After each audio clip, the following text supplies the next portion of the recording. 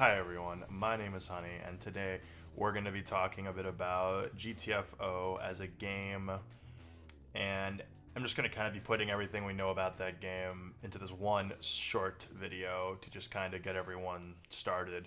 I'm making this video now because we were recently given new information in the form of screenshots, which I will show in this video as well. Let's just start with the screenshots. They look interesting. They look really cool. They confirm melee weapons, which is pretty insane because a lot of people were concerned about that one and trying to figure out if they would even be in the game or not. They also confirm that the game might not look as good as the initial rendered screenshots, but that should be okay because in my opinion, people are more moving away from the idea that every game has to look amazing every game. And I know this is going to sound like I'm just completely shilling for them, but I mean, hear me out. We've had companies try to make every game they've released look better and better. And I mean, let's be real. At the end of the day, it's a video game, and what we want is fun gameplay, right? Like that's what I want at least. I just want a game that is fun to play. I don't care if it looks like Crysis 3, as long as it doesn't look like the bell of a horse's ass, from the Nintendo Switch era. I don't care, you know. As long as I'm not playing with like literal polygons staring at me. I mean, I don't mind subpar graphics that aren't like amazing and beautiful. I mean, I turn down the settings on all my games anyway for a competitive edge. So I mean, I'm pretty happy they seem to be focusing more on gameplay rather than beautiful graphics. But of course, we could just be looking at really shoddy screenshots that they released pretty haphazardly too. So we don't know yet, but that's one topic of conversation. They also confirmed something with lightning, which is pretty cool. I'm not exactly sure. Hi everyone, Honey here for a small intermission. After looking at the screenshots a bit closer while editing the video, I realized that is not lightning. I was incredibly wrong. That was just me and my initial look, but after like editing the video and being forced to really get a good look at these screenshots, it turns out I think it's not lightning at all. In fact, it's very obviously not lightning at all. If you look at like the screenshot for a second like I was doing, it may look like that, but when you actually look into it, it's not lightning. It has like those like white, like they're like almost like white strains of web or something sprouting out of a mutant. I think it has something to do with either eggs or like pheromones or spores or something weird, but I don't think it's lightning anymore. So that whole point of the video is just completely moot. I think it's something to do with like their eggs or something weird, like those weird spherical things we see pop out of them when you kill them in the trailer and in the screenshots. So anyway, the rest of the video is legit, I'm sure, but I just wanted to clear up that confusion. Okay, so now we have the screenshots out, we're going to go move into information that we know now. So we know that it's going to be a 4-player co-op game, just like Payday 2 Left 4 Dead-ish, kinda. Basically, Payday 2 Left 4 Dead have a baby. This is what this game is looking like. It is unfortunately peer-to-peer, so we will not have dedicated servers, but that should be expected because this is like literally like an 8-person team, 7-person team. So I think we can give them a pass. You know, this isn't like a giant conglomerate like EA giving us peer-to-peer because they're too cheap to buy dedicated servers, because this team is like literally 8 people. They cannot, I doubt they can afford dedicated servers.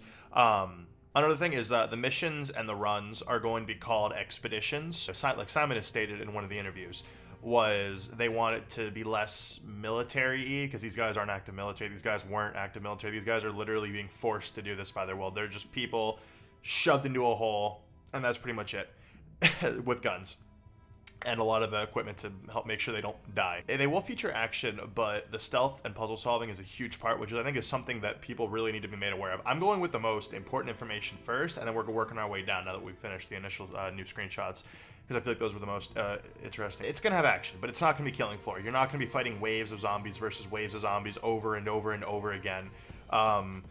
Or like Left 4 Dead, where you basically move from point A to point B, have a giant fight with zombies, move from point A to point B, fight a giant horde of zombies, move from point C to D, and that's then like your giant finale of zombies that you fight. And then like, oh, it's epic, and there's fireworks flying everywhere, and there's rock music playing in the background, you're smashing zombies with your freaking guitar. That's not what this game is. This game is going to have action, but it's also all about teamwork in the vein of stealth and puzzle solving. And if you guys played Payday 2 Stealth, you know exactly what I mean by teamwork.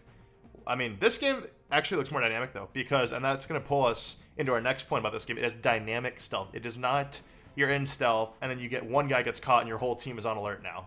No, one guy gets caught, he's caught. You're not out of stealth. Your teammates aren't out of stealth. That guy's out of stealth. If the enemies don't see you, you're still in stealth. That to me is the coolest freaking thing ever. I'm very excited to see how we can work around that, because that has the potential to have so many cool, if it works the way they say it does, there's so many like surprise attacks, fighting different, doing different objectives at the same time safely. I mean, it sounds legit. It sounds like it could be a really good way to give people the option to approach things and objectives differently.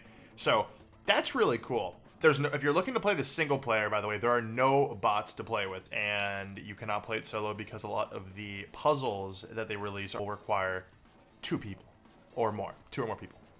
So you can't play this solo. It's literally impossible in its current state. They've said they're looking at the possibility of adding a solo mode, but they've said it felt like, and I'm just quoting them, I'm not giving a personal opinion, I'm quoting what they said. They said it felt like a watered down version of their game, and so they're reluctant to do it. That's what Simon said in the interview. All 3 interviews that I'm quoting from, their Reddit posts are down below with all the notes. You can read and confirm everything I said in this video. You can watch it and confirm. Okay, so there are 4 characters. Woods, Hackett, Dada, I don't know how to pronounce his name, and then Bishop. Since I already explained Dada, I'll go ahead and explain the other. I'm just going to call him Dot. Anyway, Woods is an American Catholic, and he sounds completely badass. If you listen to this clip from the podcast with all the voice actors, you'll just give it a listen. Stay angry, brother! Send in the kingdom come! And then, of course, there is Hackett, which is an Irish Joker. Think of it just like the comedy relief of the group. Oh, fuck. Ah, Jesus. Fucking smells like one of you took a shit in here. That's basically what Hackett's going to be. Then there's Dot, the Nigerian, the dude who narrates the trailer, you know, that dude with the thick-ass accent. Yeah, he seems pretty legit. They want me to feel what they feel. They want me to suffer. They want to claw my eyes out, but there's chains holding them in place, so they spit at me instead. And then there's Bishop, who is probably not going to be my favorite, but I can respect him. He's basically Hoxton 2.0, kind of. I mean, he's British, and he's uppity. I can smell the elevator right beyond this door. And this door is going to have alarms up the arse. I'm not gonna lie, when I listened to that podcast, I literally only listened to the part with Woods because I thought he was the most, because I just wanted to hear what the American Catholics sound like, because that's what we playing as. But Bishop, Hackett, and Dot all sound like really cool characters in their own right, and I'm really, really excited to see how they introduce these characters to us. There are also no plans for more characters, so we're not gonna have to worry about, like with the Payday 2 syndrome, where you have Ethan fucking Klein coming in, or the fucking John Wick out of nowhere, you know? It's like, it's these 4 characters. That's it. We're not going to deal with like 90 different additions that absolutely make no sense whatsoever. The objectives that we've heard of so far include starting generators, looting requested items, blah, blah. There are items and collectibles that can be found in the expedition area of the complex that you're in for better loot. It's basically like, you know, you want to upgrade your stuff, you get, you bring extra stuff in for resources, and there you go. There is an expedition director too. I don't think they've really compounded onto this since they first talked about it in the first interview, but basically he just explains what you need to do, find, look for, and where the enemies are. Now, the part that, like, where the enemies are is kind of interesting to me. I assume like that like they may have just been talking about your mini map or something, but like, I'm kind of interested to see what the hell they meant by that. You can customize your loadout to better suit the expedition, obviously. That's one of the things that makes this game, you know, that made Payday special too. There's a lot of items to bring. You know, there's items that are only useful in certain situations, and you want to gear up for the situation. Like if you're like, if everyone who played Payday 2, when you're on Go Bang, you needed the saw if you wanted to do it in any timely amount of manner. You didn't want to be sitting there picking locks for like an eternity. Believe me, I've done it. It's not fun. It doesn't feel like an achievement. It's just like, let's just bring the saw next time. And like, I imagine there will be that to a lesser extent in this, but maybe it'll be the same extent. I don't know. I'd be fine with that. But what we do know, they said there will be more items than people, basically, that you can bring. So I assume you're gonna have to pick and choose. That's what they've said. So I assume that. How many? I mean, there may be 2 slots. Like in Payday 2, there may be 1. Like I think personally, there may be perks that add extra ones. There may not be perks at all. We don't know if there's perks, but I'm going off of my Payday 2 knowledge and Ulf's design philosophy typically with these games, and I would bet my top dollar there are like perks and builds, but maybe there aren't. Who knows? I'm just speculating as much as anybody else watching this right now. The types of enemies are jobbers and specials, so like the Left 4 Dead formula, you know, there are jobber enemies, which are just the dudes that they throw at you wave after wave in like Left 4 Dead or Killing Floor. I imagine they're not going to be throwing you wave after wave in this, but like we saw in the trailer, when they bust the doors, those are jobbers. Those are dudes who just run at you and just basically die.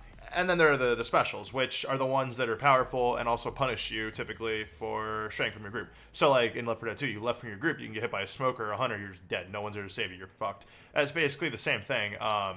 that looks like that they're aiming for. And the GTFOs, you gotta stick together. If you get off in the middle and you're not in stealth, I imagine you're gonna get completely just annihilated by a special, and it's not gonna be fun. Like we saw in the first trailer with that one where the dude was last man standing, and there was a special Mutant Alive that just literally sucked on his face and killed him with this giant pole. The soundtrack does not include bangers. Simon is aiming for it to be creepy and unsettling. So yeah, don't expect like any Don't Act Dumbs or any crazy ass music that you're gonna like bang your head to while you're wasted off your ass at a club.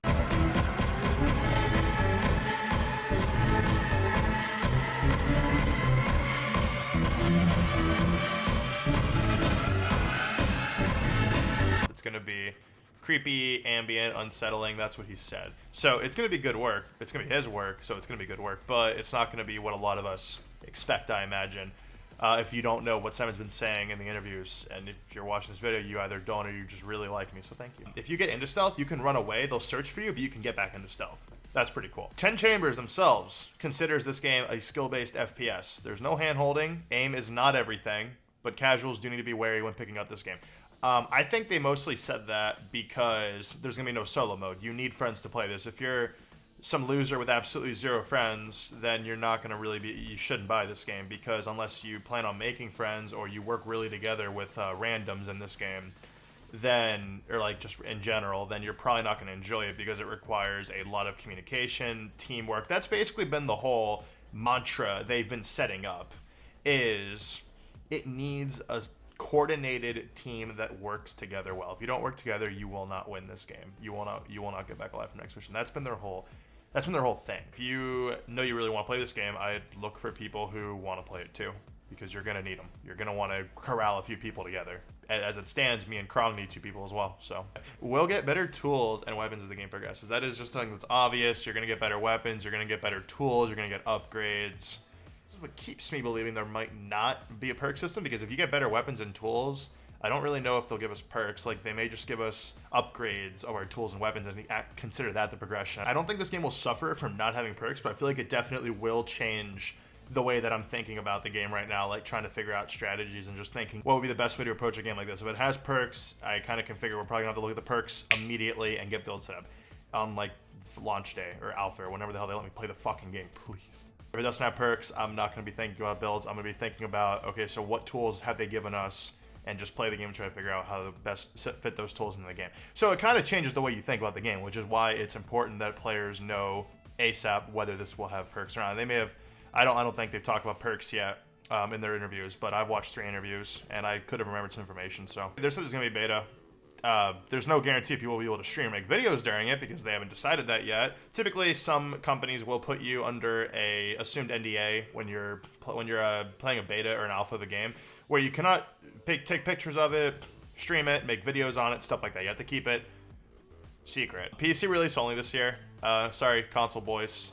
No hate, but their plan is to get it on the consoles plus the Switch. I don't even know why I have to clarify the Switch, but it seems like if I don't say plus the Switch, people are going to be going, if this video gets any views, people are going to be going, what about the Switch? Their ambition is to get it on every console, including the Switch, eventually.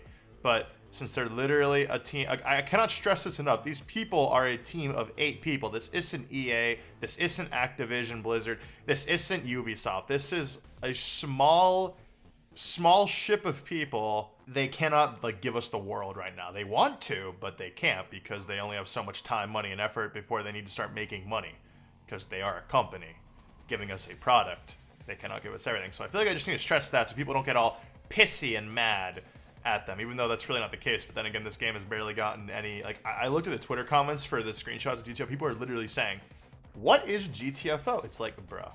So people clearly don't know about this game yet, and I feel like it's going to be a big hit. And most importantly, this game will be a service with long-term support. It's not going to be like a one-and-done game where, like Payday 1, I imagine, people are worried, like, because Payday 1 was really good, but after, like, updates, they just went ahead and made Payday 2.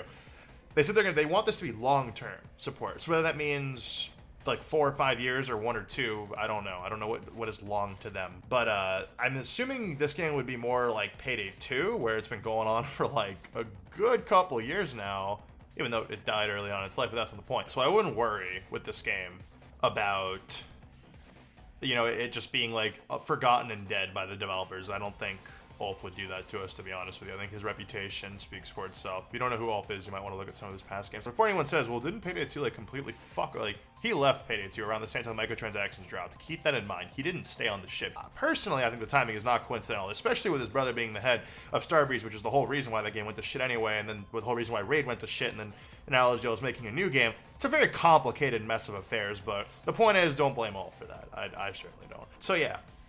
That's gonna be all the important points of this video. I will make a part 2 about, because I have like 50 more points here, all non-essential. There's a lot that we know about this game that I feel like a lot of people don't know about. So I will make another video about those non-essential points that will probably be a hell of a lot shorter than this video. I'm gonna try to get this video down to at least 15 minutes. Anyway, guys, thank you for watching the video. I really appreciate it. I hope you enjoyed it. I've been your host, Honey, and I'll see you all in the next video. Bye.